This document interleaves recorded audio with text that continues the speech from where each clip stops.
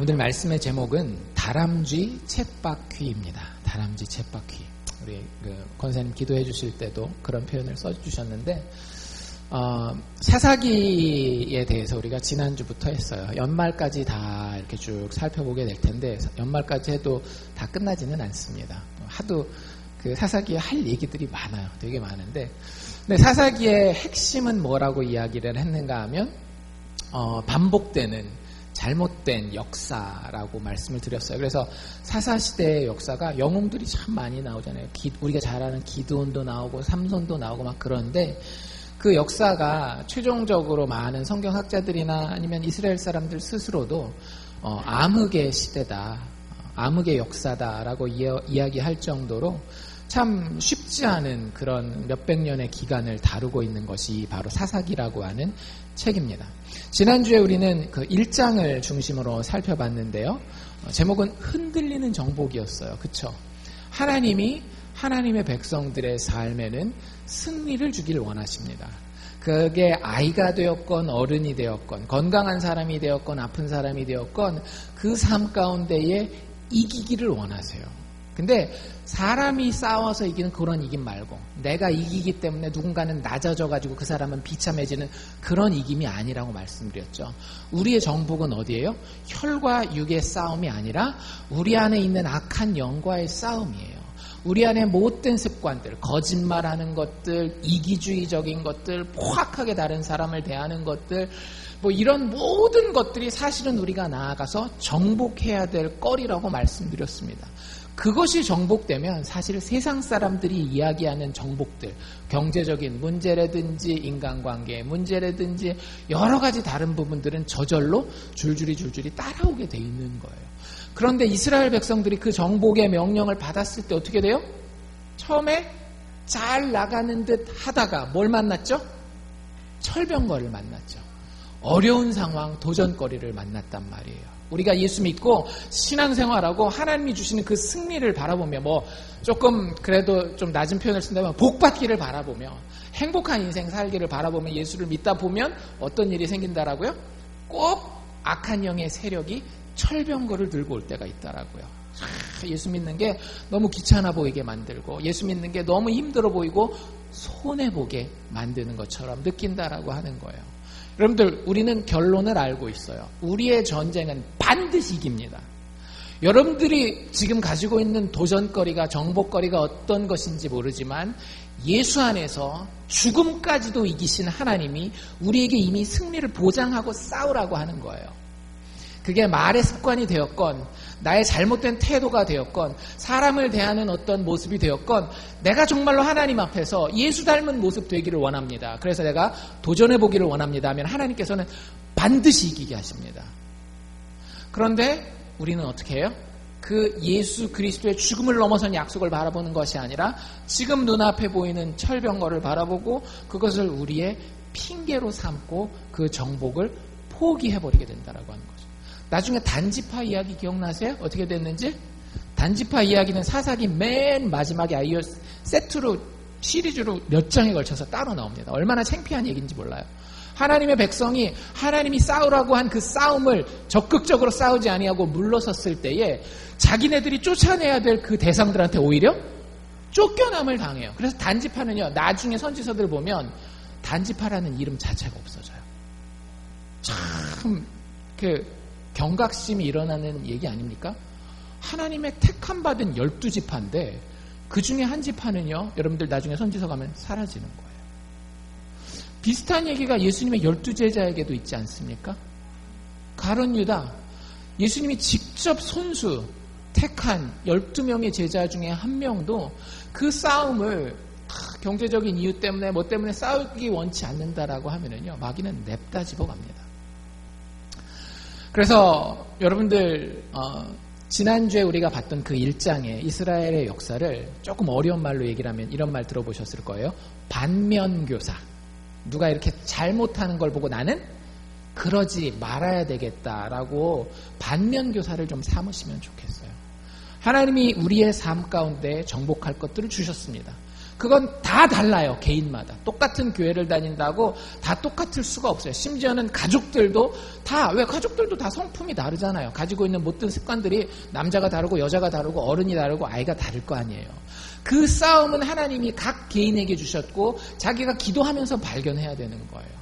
그리고 난 다음에 이 이스라엘의 사사시대의 역사를 보면서 내 삶에서 싸워 정복해야 될 부분이 어떤 부분인지 점검하시고 그 싸움에서 절대 뒤로 물러서지 마시기를 바랍니다.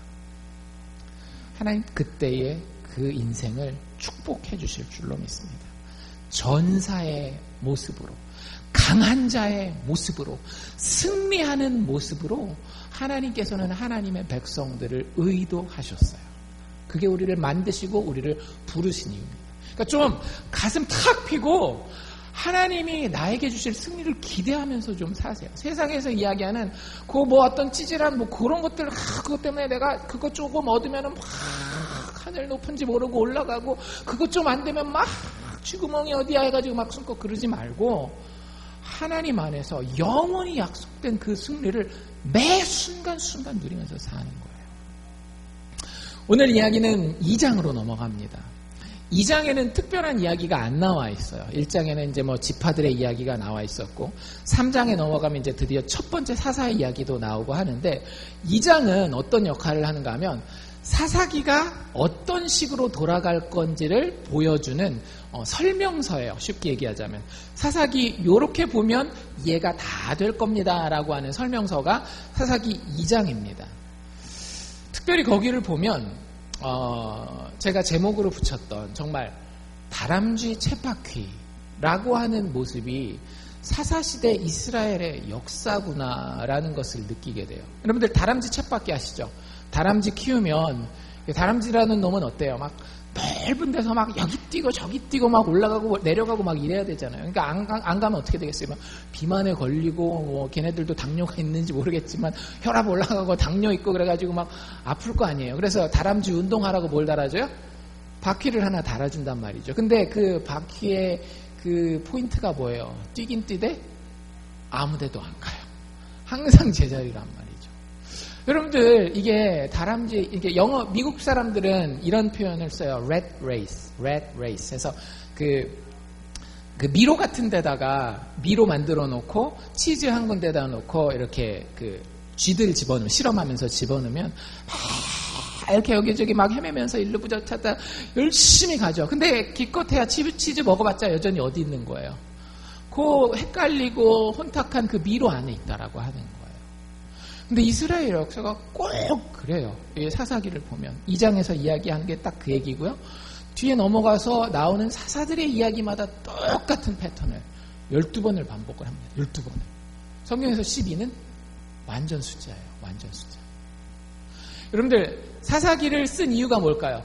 우리로 하여금 보면서 아이고 이놈들 봐라 이러라고 사사기를 써서 우리에게 남겨두셨을까요? 하나님이? 아니에요. 12번이나 반복되는 그 비극적인 다람쥐 쳇바퀴가 우리의 삶에도 얼마든지 있을 수 있기 때문에 하나님이 그것 우리가 반복하지 않게 하기 위해서 아까 얘기한 대로 반면교사로 삼으라고 사사기를 우리에게 기록해 놓으신 겁니다. 여러분들 인생에는 다람쥐 쳇바퀴 같다라는 느낌이 드시는 부분이 없나요?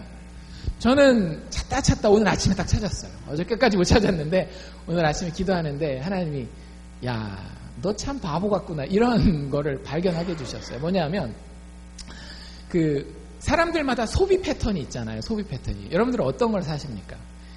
저의 소비 패턴은 아주 단순합니다. 근데 사실 많은 사람들이 그래요. 그 아마존이나 이런 데 딱 들어가서 뭔가 물건을 골라서 이어폰을 고른다든지 뭐 책을 고른다든지 하면 이렇게 그 정렬을 하잖아요. 솔팅한다 그러거든요. 영어로. 솔팅을 딱 하면 거기 기준이 뭐예요? low to high. 제 기준이 딱 그거예요. 옷을 사건 음식을 사건 책을 사건 뭐 전자기기를 사건 저의 기준은 딱 하나 뭘까요? 제일 싼 거. 브랜드도 안 보고요. 뭐 안 봐요. 가격 대비 제일 많이 주는 거. 제일 그 가격 대비 사양이 높은 거를 사요. 여러분들 그렇게 사 보신 적 있으세요? 그게 지혜로운 소비 패턴인가요? 아닌가요? 어쩔 때는 그게 괜찮은 소비 패턴일 수 있어요. 근데 제가 뉴욕에 가서 못 돌아올 뻔하지 않았습니까? GPS가 안 되는 바람에 제가 핸드폰을 작년인가 작년이었나 보네요. 작년 하여튼 봄 여름 넘어가면서 핸드폰을 바꿨어요. 저의 소비의 기준은 뭐라고요? 가장 싼 거. 여러분들 핸드폰을 가장 싸게 사서 구입해서 쓰는 방법이 뭔지 혹시 아세요? 저는 알고 있어요. 중국에서 주문하면 됩니다.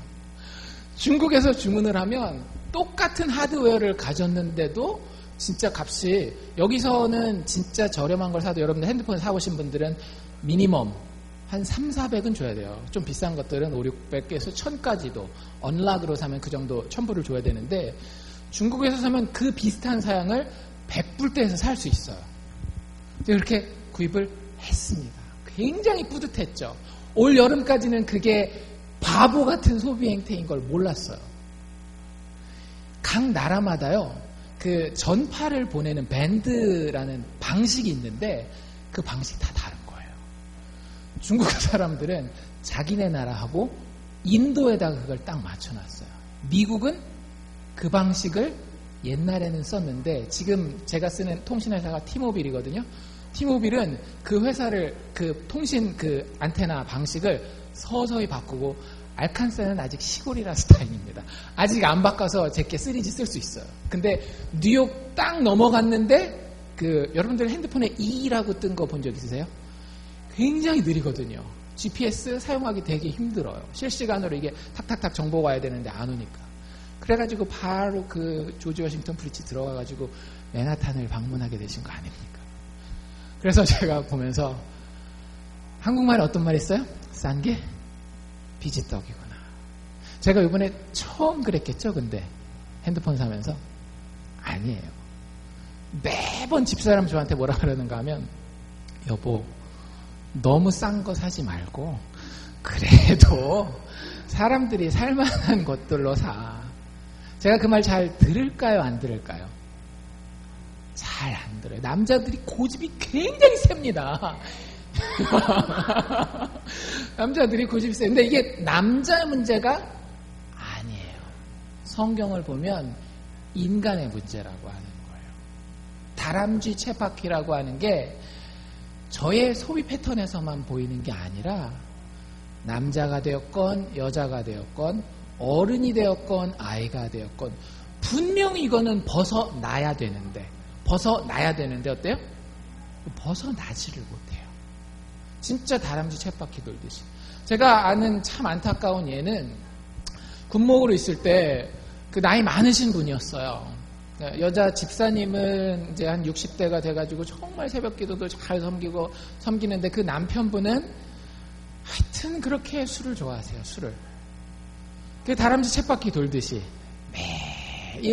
매년 이 패턴이 있어요. 패턴이. 하루는 어떤 일이 벌어졌는가 하면, 하혈을 하셨어요. 남자가. 피가 나온 거예요. 위장이 이렇게 잘못된 거예요. 술 많이 마시면 그런 일이 벌어지잖아요. 병원에 갔는데 의사가 뭐라 그랬을까요? 더 이상 술 마시면 죽습니다. 이분이 깜짝 놀랐죠. 그래가지고 진짜 술을 안 드시더라고요. 그런데 몇 달 후에 다시 어떤 일이 벌어졌을까요? 마을 잔치에 갔는데 그분이 아주 거하게 드시고 계시더라고요. 여러분들, 이제 그런 것들은 하나의 예예요. 제가 단지 소비 패턴을 이야기하려고, 술 마시는 걸 이야기하려고 하는 게 아니라, 사사기의 이야기가 남 얘기가 아니라는 걸 제가 말씀드리는 거예요. 다람쥐 쳇바퀴를 제가 보여드릴 텐데, 이게 모든 인간의 삶에, 애들도 그런 경우들이 있어요. 제가 그것까지 다 설명드리려면 너무 길어지니까. 그런데 애들이 됐건 젊은이가 됐건 나이 든 사람이 되었건 상관없이 우리는 다람쥐 쳇바퀴 가운데 살아갑니다. 다람쥐 쳇바퀴의 단점이 뭔지 아세요? 어떤 분이 red race에 대해서, 다람쥐 쳇바퀴에 대해서 미국에서 책을 썼는데 이렇게 썼어요. No matter what you do in the red race, 다람쥐 쳇바퀴 안에서 당신이 뭘 하든지 간에 success is not certain. 성공이라고 하는 것은 보장되지 않는다라고 하는 거예요. 성공이 보장되겠어요? 계속 돌아봤자 그 자리에 있는데 그게 무슨 성공이겠어요? But if you do nothing, 근데 아무것도 하지 않고 있으면 failure is certain. 분명히 아무것도 안 하고 있으면 여러분들 인생이 어때요? 그지 되잖아요. 뭔가 잘못되잖아요. 근데 그거 안 하려고 열심히 뛰긴 뛰는데 내가 진짜 의미에서 성공이라고 이야기할 수 있는 거, 마음의 만족과 참된 기쁨과 평안, 이런 것들은 여전히 나에게 불분명한 그런 상황을 우리는 살아가고 있는 거예요. 참 안타까운 인생 아닙니까? 우리가 우리를 쳐다봐도 사실은 굉장히 안타까운 인생이에요. 사사기는 그 모습을 되게 비극적인 패턴으로 반복해서 그려주고 있습니다. 집에 가서 지난주 숙제 다 하셨어요? 지난주 숙제 뭐였죠? 1장 1절부터 2장 5절까지 한번 읽어보시라 그랬는데 안 읽어보시는 분들은 뜨끔하시고 오늘 오후에라도 읽어보시고요. 이번 주 숙제는 2장 6절부터 3장 11절입니다. 별로 길지 않아요. 그러니까 좀 한 번씩 이번 기회에 이 설교 시리즈 하는 동안에 사사기 한번 읽는다라는 생각으로 꼭 한번 읽어보십시오. 2장 6절에 보면 이렇게 말씀이 시작돼요. 전에 여호수아가 백성을 보내매 이스라엘 자손이 각기 그 기업으로 가서 땅을 차지하였다라고 이야기하면서 여호수아 시대가 있었다라는 이야기를 하면서 뒤에 여호수아가 죽는 이야기를 합니다. 8절에 보면 여호와의 종 눈의 아들 여호수아가 110세에 죽었다라고 하면서 여호수아 죽음의 이후에 어떤 일들이 반복되는지를 쭉 보여주고 3장 11절까지 7절에서 11절에는 그 첫 번째 예로 온니엘이라고 하는 사사의 예를 보여줘요. 그리고 그 사이에 어떤 다람쥐 쳇바퀴가 있는지를 계속 보여주는데 그 패턴이 이렇게 됩니다. 굉장히 반복적이면서 굉장히 비극적인 패턴이에요. 여러분들 이게 모든 사람의 인생에서 반복됩니다. 진짜예요.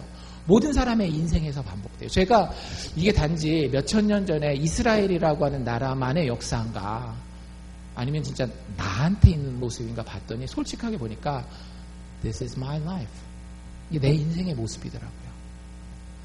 어떤 것이 반복되는지 잘 보십시오. 여러분들 2장 7절 한번 보면 2장 7절에 백성이 여호수아에 사는 날 동안 여호수아 이스라엘의 지도자죠. 하나님만 따르기 원했던 여호수아에 사는 날 동안 그리고 또 여호수아 뒤에 생존한 장로들 여호수아와 같이 하나님 열심히 믿자고 으쌰으쌰 했었던 그 사람들 그 사람들을 뭐라고 표현하느냐 곧 여호와께서 이스라엘을 위하여 행하신 모든 큰 일을 본 사람들이 사는 날 동안이라는 표현을 합니다. 여러분들 우리 주변에 우리는 좋은 사람들이 좀 많아야 돼요. 하나님 앞에서 하나님을 제대로 섬기고 인생을 똑바로 사는 사람들이 우리 주변에 많아야 됩니다. 그런 사람들이 사는 동안에 대한 이야기가 첫 번째 시작이에요. 여러분들 우리는 다행히도 인생을 태어날 때 처음 그 선물을 가집니다. 누구예요? 아버지 어머니예요. 여러분들 우리 아버지 어머니가 어떻든지 간에 우리 아버지는 술만 마시고 맨날 집에 있는 거 다 들여다 쓰고 그래도 여러분들 아버지 어머니가 없었으면 우리가 태어나서 생존에 여기 존재할 수가 없는 거예요. 우리 주변에 좋은 사람들이 있기 때문에 사랑받기 때문에 우리가 존재할 수 있는 겁니다. 그래서 여호수아 시대가 그런 때였다라고 하는 거예요. 여호수아와 또 여호수아를 따라서 함께 하나님을 잘 섬기고 하나님이 누군지 안 사람들, 하나님이 어떤 일을 하나님 백성들을 위해서 사랑의 마음으로 하셨는지를 안 사람들이 있었던 시대가 있었다라고 하는 거예요.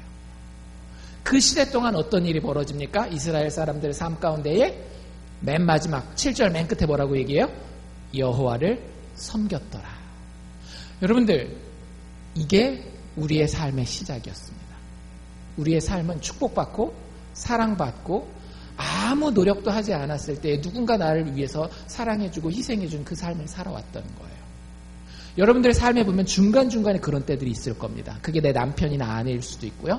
그게 내 친구일 수도 있고요. 내가 존경하는 선생님일 수도 있어요. 우리는 그런 어떤 좋은 사람들, 주변에 좋은 영향력들을 만나게 되고 그 기간 동안은 좀 사람답게 살죠.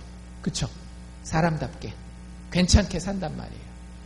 근데 제가 이 패턴이 비극적이라고 이야기하는 건 그 다음 순간부터 일어나는 일들 때문이에요. 8절에 보면 아까도 제가 읽어드렸는데 이런 일이 벌어집니다.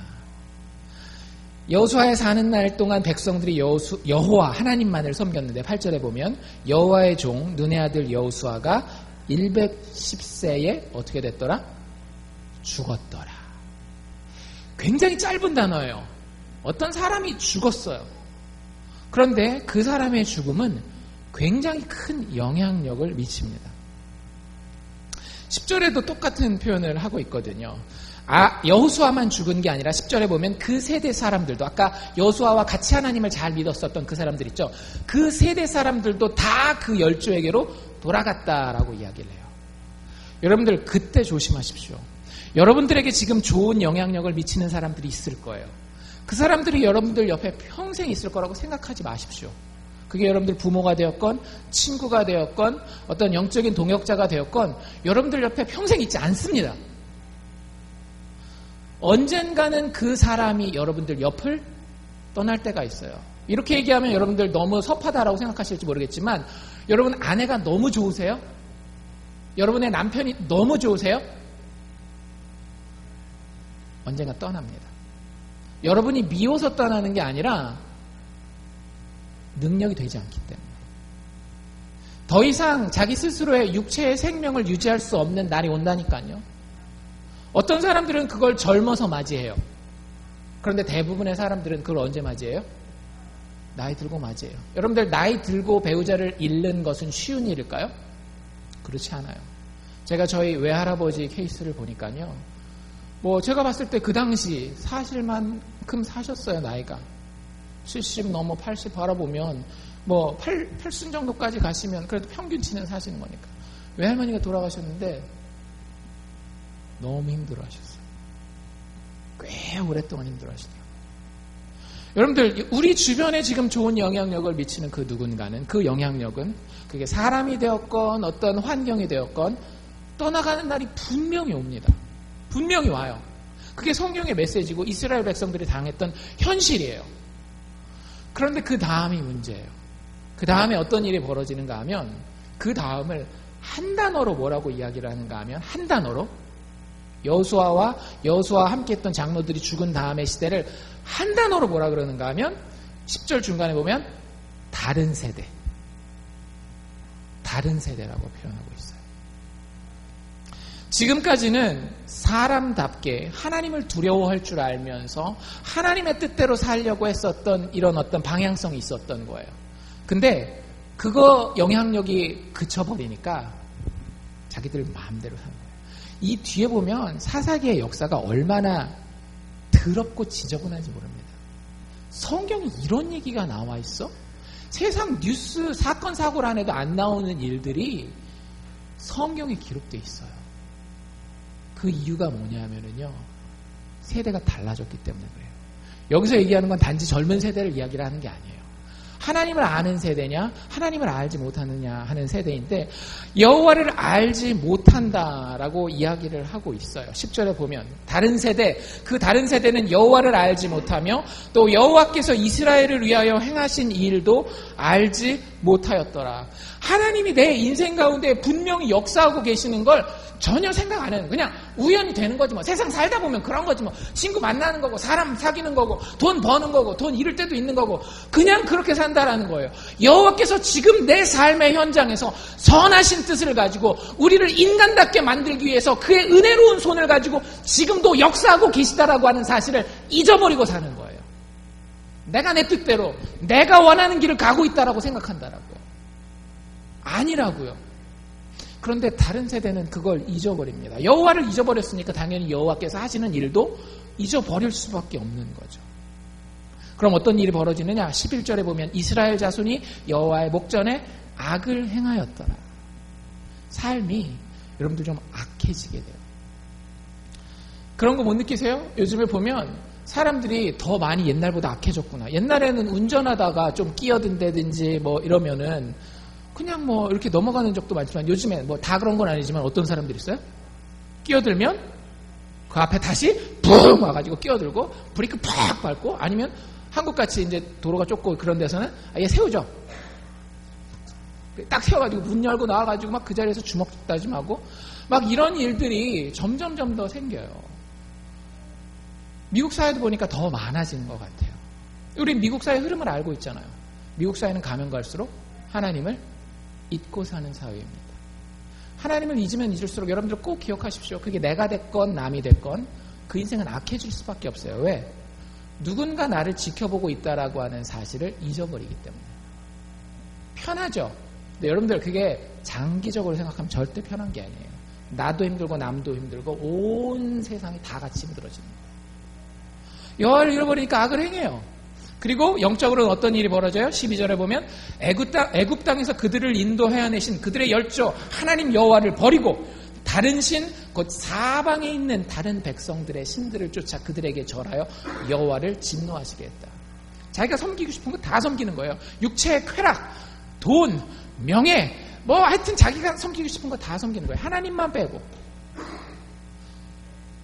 그게 이스라엘 백성들의 모습이었고, 그들을 향하여서 그 다음 단계가 어떻게 되느냐. 사사가 죽으면 이렇게 하나님을 떠나고 타락하게 되고, 그 다음 단계에는 하나님이 그들을 향해서 진노하시게 됩니다. 여러분들 하나님의 진노를 우습게 생각하지 마십시오. 오늘 아침에 유스그룹 할 때도 이사야서를 공부하면서 하나님이 모압을 심판하시는데 어떻게까지 심판하시는가 하면은요, 이렇게 생각하시면 돼요. 어떤 여자가, 그러니까 여러분들 심하다라고 듣지 마시기 바랍니다. 성경에 있는 거를 현대식으로 제가 패러디하는 것뿐이에요. 거기 어떤 얘기가 나오는가 하면 모압 너희들 중에 전쟁 맞아가지고 도망가는 자들이 있을 텐데 그 도망가는 자들을 하나님이 사자를 보내서 사자로 너희를 끝까지 쫓아가실 것이다 라고 그렇게까지 하나님의 심판의 무서움에 대해서 얘기해요. 요즘식으로 얘기를 하자면 여러분이 오늘 열심히 장사해가지고 하루 종일 번 돈 가지고 은행 딱 가고 있는데 누가 와가지고 가방을 확 가지고 훔쳐가는 거예요.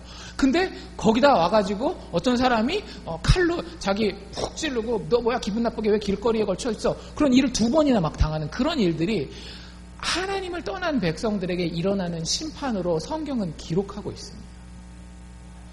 여러분들 너무 막 미심적으로만 생각하지고 하나님 안 믿으면 막 벌 받을 것 같아, 그렇게만 생각하지 마세요. 이렇게 생각하시면 돼요. 인생의 모든 잘못될 것들은 다 사실 어디에 있는지 아세요? 내 안에 있어요. 그걸 아셔야 돼요. 인생이 잘못될 모든 요소는요, 다른 것 탓하지 마세요. 물론 다른 것도 힘듭니다. 다른 것도 우리를 힘들게 하지만 그 나를 힘들게 한 가장 핵심적인 요소는 다 나한테 있어요. 근데 하나님의 은혜의 손을 띄잖아요? 그러면 내가 나한테 사자가 돼가지고 나를 잡아먹는 거예요. 나의 못된 성품이, 나의 잘못된 말의 습관이, 이런 것들이 다 내 인생을, 나의 게으름이 내 인생을 망쳐놓는 거라고요. 어쨌든 하나님의 진노하심 때문에 하나님의 은혜의 손길이 거두어지면은요, 그들은 결국 그 사방에 있는 모든 대적에게 종으로 팔려가게 됩니다. 우리 성경에 보면 그런 얘기 신명기에 있는 거 아세요? 너희가 어디에 있든지, 집 안에 있든지 집 바깥에 나가든지 하나님께서 너희를 축복하시고, 이런 얘기가 있거든요. 오늘 이 사사기에는요, 그와 반대되는 얘기가 나와 있어요. 15절에 보면 뭐라고 돼 있어요? 그들이 어디를 가든지 여호와의 손이 그들에게 재앙을 내리시네. 참 힘들고 어려운 삶이죠. 꼭 이렇게 우리가 삶을 살아야 되는지. 근데 많은 인생을요, 그 정도 차이만 있을 뿐이지 자세히 살펴보면 그런 삶이에요. 여러분들 인생 괴롭다라는 생각 많이 해보시지 않나요? 그게 쉽게 얘기하면 재앙 가운데 사는 삶입니다. 재앙 가운데 사는 삶이에요. 그리고 나면 어떤 일이 벌어지겠어요? 힘들어요. 여러분들 힘들면 교회 다니는 사람 되게 뭐합니까? 기도하죠. 이스라엘 백성들도 똑같아요. 힘드니까 어떻게 했어요? 18장 뒷부분에 보면 그들이 대적의 압박과 괴롭게 함을 받아 슬피 부르짖었다라고 이야기를 해요. 하나님 앞에 나아가 하나님 잘못했습니다. 하나님 내 인생에서 정말로 바뀌어야 하는 부분이 어떤 부분일까요? 라고 물어보고 하나님 앞에 겸손해지는 거예요. 그러면 하나님이 어떻게 하실까요? 우리 하나님 참 속도 없으세요. 여러분들이 자녀라서 부모 돈을 은행에서 10만 불 해가지고 나갔어요. LA로 갔어요. 다 날려먹었습니다. 여러분들 자녀가 돌아왔어요. 어떻게 하실래요? 너 10만 불 다 갚을 때까지는 집에 한 발자국도 못 들여놔. 이런 부모는 있을 수도 있습니다. 근데 많지 않아요. 그냥 그래 너 힘들고 고생했겠다. 다시 받아줘요. 하나님 꼭 이래요. 하나님 꼭 이래요. 우리가 어떤 죄 가운데 빠져서 어떤 절망을 경험하고 있다 할지라도 하나님께 다시 부르짖잖아요. 진심으로 하나님을 이용해 먹기 위해서가 아니라 하나님이 사랑하시는 분임을 알기 때문에 아들 예수까지 주신 정말로 놀라운 은혜의 하나님이라는 걸 알기 때문에 돌아오면은요, 하나님 뭐라 그러시는가 하면 그 뜻을 돌이키신다. 18절 맨 마지막에 그러잖아요. 그들이 슬피 부르짖음으로 여호와께서 뜻을 돌이키셨다. 하나님 우리가 돌아가면 여러분들 걱정하지 마십시오. 물론 그게 내가 아무렇게나 사는 이유가 돼서는 안 되겠지만 여러분들 정말로 하나님 앞에 돌아가는 것은요, 어떤 장애물도 없어야 돼요. 여러분들이 무슨 죄를 지었건 간에 세상의 모든 사람들은 여러분들을 손가락질한다 할지라도 하나님 여러분들 받으실 겁니다. 그래서 이스라엘 백성들이 돌아가면은요, 하나님 속도 없으시지. 다 내가 괜히 내 자녀들한테 화냈지 하고 다시 받아주시는 거예요. 그리고서 하나님이 어떻게 역사하시는가 하면 하나님을 그냥 만나면 이스라엘 백성들이 큰 코 다칠 수 있거든요. 그래서 누구를 보내주는가 하면 우리 책 제목 사사를 그때 보내주시는 거예요. 사사를 다른 말로 뭐라 그런다 그랬어요? 구원자를 보내주시는 거예요. 그러면 그 사사들이 세움을 받습니다. 16절에 보면 뭐라 그래요? 여호와께서 사사를 세우셨다. 그럼 사사들이 하는 일이 뭐라고요? 노력하는 자의 손에서 그들을 건져낸다. 구원자가 여기서 나오는 거예요. 건져내는 자, 구원하는 자, deliverer라고 하는 단어가 여기서 나오는 거거든요. 그래서 사사가 사는 동안에는 어떤 일이 벌어질까요? 사사가 사는 동안에 18절에 뭐라 그래요? 여호와께서 그들을 위하여 사사를 세우실 때에는 그 사사와 함께 하셔서 그 사사에 사는 날 동안 여호와께서 그들을 대적의 손에서 구원하셨더라. 구원하셨더라. 여러분들 참 내가 인생을 진짜 개판치고 살 때 하나님 누군가를 보내주실 때가 있죠. 그렇죠?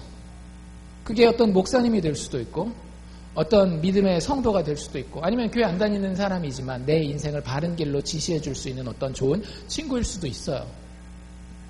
그 사람이 내 옆에 있으면 어떻게 됩니까? 인생이 살지 않던가요? 개인적으로 경험해 보셨거나 아니면 주변의 다른 예들을 보시면 진짜 삽니다. 너무 많이 봤어요. 저는 어떤 제가 중고등학생들 많이 봤었으니까 한국에서 한 사람 만나는 게 그렇게 중요하더라고요. 그 한 사람을 만나면 정말로 인생이 바닥을 치고 가던 인생이 쫙 올라와요. 사사가 있는 동안에 그런 일이 벌어지는 거예요. 그렇게 어려움을 당하던 이스라엘 백성들이 쫙 치고 올라가서 그 맨 뒤에 온니엘의 이야기 끝에 보면 3장 11절에 뭐라 그러면 그 땅이 태평하더라. 삶이 참 살만한 거예요. 여러분들 왜 삽니까? 그리스도인은 인생을 왜 삽니까? 천국 가야 되는데 어쩔 수 없이 지옥 안 가기 위해서 버티려고 사는 거예요? 아니에요. 여러분들 전도서라든지 잠언을 보십시오. 우리가 인생을 살면서 예수 믿는 사람들 얘기를 하는 겁니다. 예수 믿는 사람들이 누려야 되는 그 하나님이 주신 분복들이 있어요. 먹고 마시고 평안하고 일하고 자녀들과 가족들과 기쁨을 나누고 이웃들과 행복을 같이 나누는 것이 하나님이 이 땅에서 하나님 백성들에게 원하시는 생명력이에요. 물론 그게 끝은 아니지만 그러함이 사사들이 사는 동안에 있었다라고 하는 거예요. 여기서 평탄함이라고 하는 건 그런 것들을 이야기를 하는 겁니다. 왜? 사사들이 계속하는 얘기가 뭐니까? 우리의 인생의 구원자는 오직 하나님 한 분뿐이다. 우리 그분 보고 따라가자. 힘들지만 그분 보고 우리의 대적과 싸우자. 그거 믿고 그냥 쭉 쫓아갈 때에 그 백성들이 평안하게 사는 겁니다. 그런데 그 다음에 어떤 일이 벌어질까요? 사사가 나이 많아 죽었더라. 문제. 그 다음에 어떤 일이 벌어질까요? 눈치가 빠르신 분은 그 다음 단계가 어떤 단계인지 알아요. 어떻게 되겠어요? 하나님 앞에서 이스라엘 백성들이 타락하게 됩니다. 그 다음 단계는 어떻게 되겠어요? 하나님께서 진노하시겠죠. 그 다음 단계는 어떻게 되겠어요? 괴로우니까 다시 하나님 찾아가서 부르짖어요. 그 다음 단계는 어떻게 되겠어요? 하나님의 마음에 뉘우치시고 구원자를 보내주십니다. 그럼 어떻게 돼요? 구원자가 와서 구해줘요. 삶이 평안해집니다. 그러면 어떻게 돼요? 그 다음에 사사가 또 죽어요. 이게 계속 반복되는 거예요. 어디로 좀 이렇게 인생이 정말로 진보했으면, 진짜 의미에서 발전했으면 좋겠는데, 기껏 돌았는데 어디예요? 다시 제자리예요.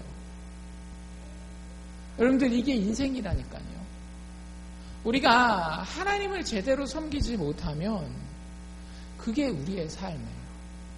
이게 첫 번째 사사 때부터 똑같습니다. 제가 말씀드린 게 그냥 제가 막 여기저기 껴 맞춘 게 아니라 첫 번째 사사가 온니엘이라고 그랬잖아요. 3장 7절부터 나오는데 3장 그 앞에 부분에 여호수아가 살아 생전에 하나님 그래도 나름 잘 믿으려고 하잖아요. 근데 3장 7절에 딱 보면 어떤 일이 벌어지는가 하면 여호수아가 죽은 이후에 여호수아가 죽자마자 벌어지는 일이 뭐라고 그래요? 7절에 이스라엘 자손이 여호와 목전에서 악을 행하여 자기들의 하나님 여호와를 잊어버렸더라. 그리고 바알과 아세라를 섬기게 되는 거예요.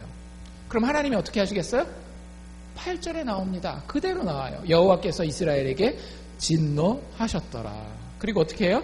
그들을 메소포타미아 지역에 있는 구산 왕 리사다임이라고 하는 사람의 손에 팔아요. 그래서 이스라엘 자손이 구산 리사다임의 손에서 종살이를 해요. 얼마나 불쌍한 거예요. 이스라엘 백성들이 애굽을 이집트를 탈출한 이유가 뭐였어요? 약속의 땅에 가서 자유인으로서 살려고 했는데 약속의 땅에 와서 뭐 하게 된다라고요? 구산 리사다임 밑에서 8년 동안 종살이 하게 되는 거예요. 참 불쌍한 인생을 사는 겁니다. 하나님의 진노가 있으니까 그 다음엔 어떻게 되겠어요? 이스라엘 백성들이 9절 어떻게 됐대요? 이스라엘 자손이 여호와께 부르짖음에. 그럼 하나님 항상 어떻게 하신다? 여호와께서 그들을 위하여 한 구원자를 세우시고. 그 첫 번째 사사의 이름은 제가 아까도 말씀드린 것처럼 온니엘입니다. 첫 번째 사사의 이름이 뭐라고요? 온니엘. 온니엘이라고 하는 사사를 세워주셔요. 그 사람은 갈렙의 아우 그나스의 아들이었다라고 이야기하면서 10절부터 이 사사 온니엘이 한 이야기를 설명합니다. 여호와의 신이 그에게 임하셨으므로. 그러니까 하나님이 보낸 사람이라는 거예요. 하나님이 보냈는데 그가 이스라엘 사사가 되어 나아가서 싸울 때에 여호와께서 사사와 함께 하시는 거죠. 메소포타미아 왕 구산 리사다임을 그 손에 붙이심에 온니엘의 손이 구산 리사다임을 이겼더라. 그리고 어떻게 돼요? 11장 처음에 보면 그 땅이 태평하니라. 몇 년 동안? 40년 동안. 그 다음에 무슨 일이 일어나게요? 제가 그대로 읽어드릴게요. 그나스의 아들 온니엘이 죽었더라. 참 아쉬워요. 사사기는 이 사사들의 이야기를 읽을 때마다 되게 아쉬워요. 여기 조금만 더 하다가 그냥 다 끝나버리고 또 다시 그 어려운 데로 들어가고. 여러분들, 우리 예수 믿는 사람들은 우리를 얽매고 있는 다람쥐 쳇바퀴를 끊어버리도록 부름받은 사람들입니다. 우리를 매고 있는 종의 사슬을 깨쳐버리도록 부름받은 사람들이 우리예요. 여러분들의 책임이 그겁니다. 여러분들을 지금 얽매고 있는 것이 무엇입니까? 늘 반복해요. 내가 올해는 술 한번 끊어버리라. 담배 한번 끊어버리라. 매년 또 반복돼요. 내가 이번에는 시험 공부 한번 열심히 해버리라. 매년 다짐하는데 또 시험 때만 되면 왜 이렇게 인터넷 기사가 중요한 기사들이 많은지, 나한테 허락도 안 받고 왜 북한이 핵을 만들고 막 이래가면서 자식과의 관계에서도 내가 올해에는 자식한테 내 감정을 섞어서 말하지 않으리라, 내 속 시원하려고 자식한테 매를 대거나 욕하지 않으리라 가르치긴 하지만, 그런데 또 어느 순간 보면 어떻게 돼 있어요? 속이 그냥 후련하면은 뭐든지 다 해버려요. 계속 반복되지 않습니까? 만약에 그러고 있다면 어쩌면 우리는 사사시대에 살고 있는 걸지도 몰라요. 아직 완전한 사사를 가지지 못한. 사사들은 위대한 인물들입니다. 그런데 사사기의 결론은 뭔지 아세요? 그 사사들이 완벽하지 못하다라고 하는 거예요. 그 사사들은 다 어떻게 되니까? 죽으니까. 여러분들, 우리에게 필요한 것은 죽지 않는 사사입니다. 그걸 알고 계셔야 돼요. 계속되는 비극적 반복에 있어서 우리가 배워야 되는 교훈 3가지만 마지막으로 제가 말씀드리기를 원하는데요. 첫 번째, 사사기를 보면서 여러분들 손가락질 하기 전에 이거부터 깨달으십시오. 아, 나는 나 자신을 신뢰할 수 없구나. 이걸 깨달은 자가 그리스도인이에요. 교회 다니는데 여전히 내 주먹을 믿어? 절대 예수 믿는 거 아닙니다. 교회는 왔다 갔다 하겠지만 절대 예수 믿는 거 아니에요. 그 사람이 자기를 목사라고 칭해도 여러분들 만약에 그분이 나는 내 주먹을 믿습니다 그러면은요, 자기의 부족함을 모르고 있는 것이고 자기를 여전히 신뢰하고 있는 것이라고 한다면 예수 믿는 게 아니에요. 예수 믿는 믿음의 첫 단계는요, 아, 이게 계속 반복되는구나. 내 힘으로는 안 되는구나. 그걸 깨닫는. 여러분들, 근데 그게 굉장히 겸손하고 지혜로운 거예요. 이 인식의 전환이 있지 아니하면, 이것을 인정하는 솔직함이 없으면은요, 사실 다람쥐 쳇바퀴를 벗어나올 방법이 없습니다. 방법이 없어요. 다람쥐가 열심히 뛰면서 이건 분명히 나를 어딘가로 이끌어줄 거야 라고 생각하는 동안에는 그 밖으로 나올 수가 없다니까요. 그래서 성경이 우리에게 얘기를 하는 거예요. 야, 거기 너 제자리거든? 너 돈 굉장히 많이 벌었는데 근데 아직 제자리야. 너는 태어날 때 그 못난 모습 그대로 가지고 있어. 한 인간으로서 하나도 성장 안 했어. 아직도 그 자리야. 네 말 보니까 10년 전이나 지금이나 똑같아. 다른 사람 상처 주는 게. 네 지금 오히려 더 가까운 가족들까지 만들어가지고 가족들까지 막 상처 주고 있네. 그게 성경이 우리에게 주시는 말씀이라고요. 여러분들 스스로를 신뢰하지 마시기를 바랍니다. 최선은 다하되 신뢰하지 마세요. 두 번째, 아까 제가 말씀드린 건데요. 우리에게는 하나님에 대해서 계속 들려줄 수 있는 늘 살아있는 사사가 필요합니다. 이걸 깨달아야 됩니다. 사사가 사는 동안엔 문제가 있어요? 없어요? 없어요. 그런데 사사가 떠나면 어떻게 돼요? 문제가 되죠. 여러분들 교회 역사를 보면 참 안타까운 교회들이 있어요. 10년 전에, 50년 전에, 100년 전에 이 교회가 참 대단했다. 근데 지금 가보면 술집이에요. 영국이나 뭐 이런 유럽이나 교회들 가보면 그런 데들이 되게 많아요. 그런데 왜 그럴까요? 물론 교회는 생명이 있고 역사가 있을 수 있습니다. 그런데 많은 경우에 교회가 그렇게 되는 이유는 뭐냐면요, 그 교회의 사사가 목사님이기 때문에 그런 거예요. 목사님 설교를 잘해요. 아주 헌신적이고 열정적으로 합니다. 그 목사님이 뭐 돌아가셨어요. 아니면 은퇴를 하셨어요. 아니면 다른 지역으로 가셨어요. 그러면 더 이상 그들의 영혼을 돌볼 사사가 없는 거예요. 어찌해야 합니까? 여러분들, 우리 주위에서 우리를 위해 죽지 않고 영원히 계시는 분이 있습니다. 누구예요? 예수님이에요. 여러분들, 이 알칸사 사랑의 교회의 사사는, 이 알칸사 사랑의 교회의 구원자는 누가 되어야 될까요? 예수님이어야 됩니다. 제가 여러분들 보고, 여러분들 예배에 나와서 드리는 것도 중요하지만 개인적으로 꼭 말씀 보셔야 됩니다.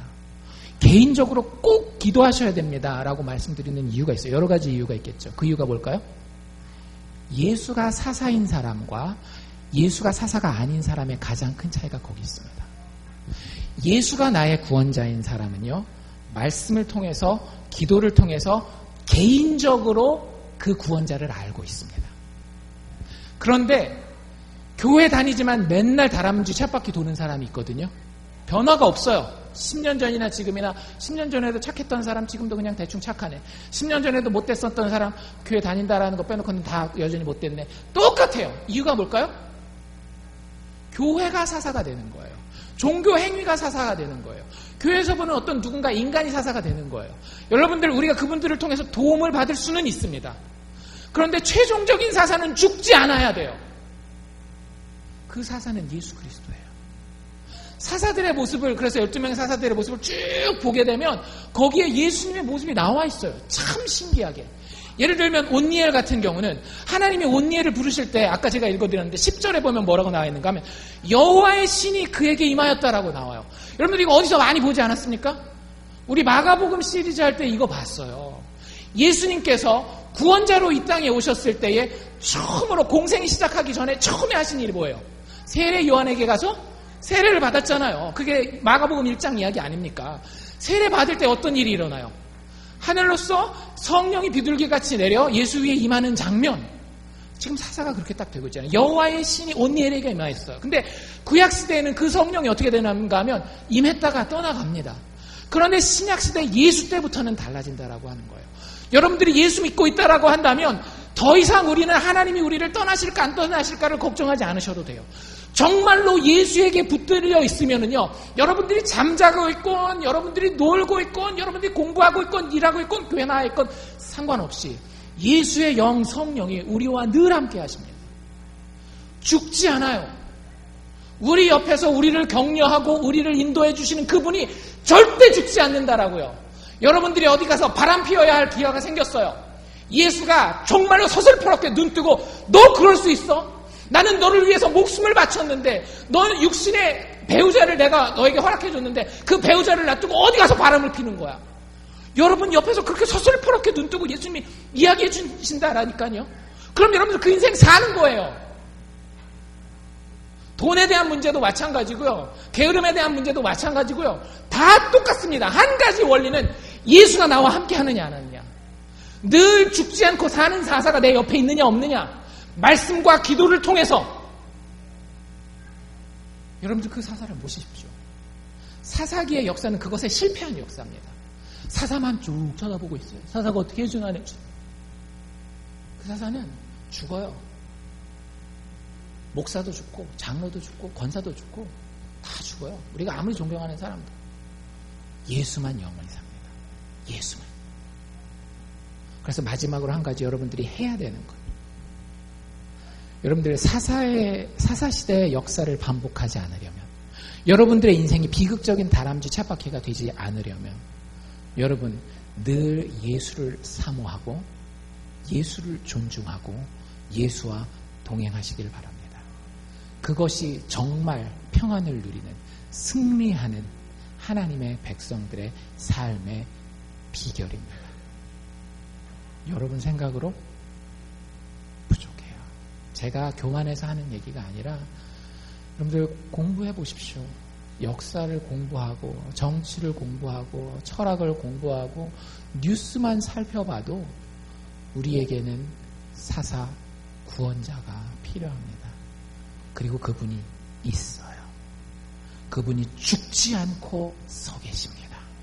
십자가에서 두 손 다 벌리고 내가 너를 위해서 뭐든지 줄 테니까 나와 함께 이 정복 전쟁에서 승리하자.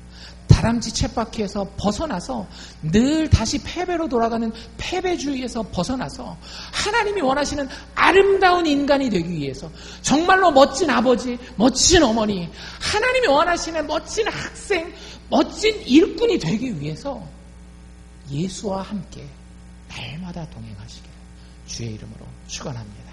기도합시다.